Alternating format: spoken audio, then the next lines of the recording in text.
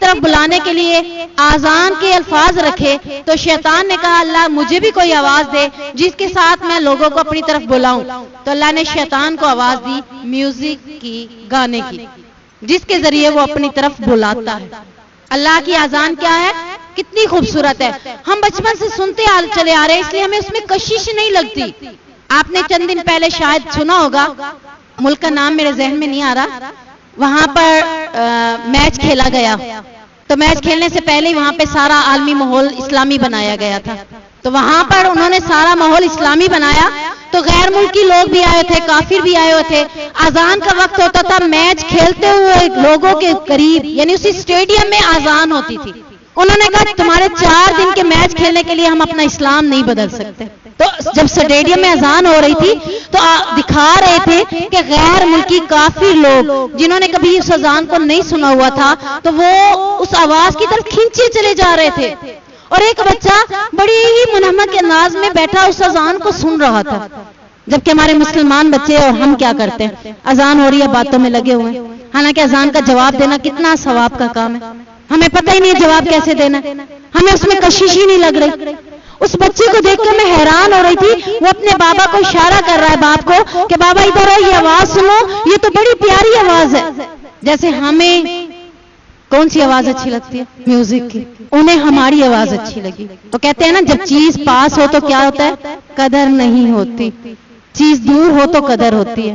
ہم بچپن سے اسلام کے ساتھ ہیں، ہمیں آج تک اسلام کی قدر نہیں کرنی آئی. جو مسلم ہوتے ہیں، نو مسلم ہوتے ہیں، ان سے پوچھو اسلام کی قدر کیا ہے. تو یہاں اللہ تعالیٰ بتا رہا ہے کہ تم نے شیطان کے قدموں کی پیروی نہیں کرنی.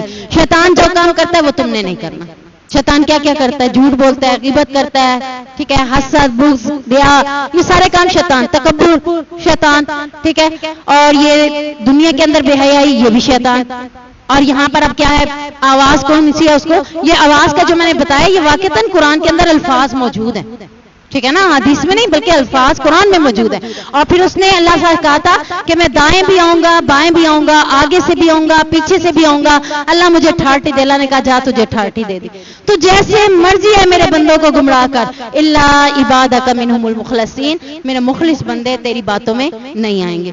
یہاں اللہ تعالیٰ فوراً یہ آیت بھی کہہ رہا ہے اے ایمان والو اگر کلمہ پڑھ لیا ہے تو شیطان کے راستے پر نہ چلو، شیطان کے قدموں کی پیروی نہ کرو.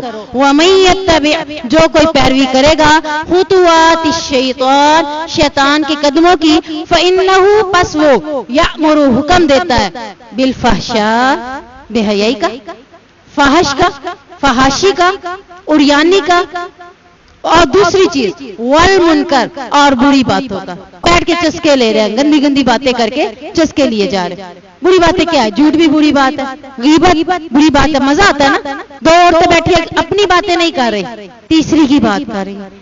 برائی ہے، بری بات ہے. وہ تمہیں حکم دے گا تم کیا کرو؟ بے حیائی کے کام کرو اور بری باتوں سے بری باتیں کرو. جبکہ 18ویں پارے میں اللہ تعالیٰ فرماتا ہے قد افلح المؤمنون الذین هم فی صلاتهم خاشعون والذین هم عن اللغو معرضون. یہ آیتیں آگے چلتی چلی جا رہی ہے. اسی میں اللہ تعالیٰ فرما رہا ہے مومن جو نماز پڑھتا ہے اس کی نماز اسے بے حیائی اور برائی سے بچا لیتی ہے.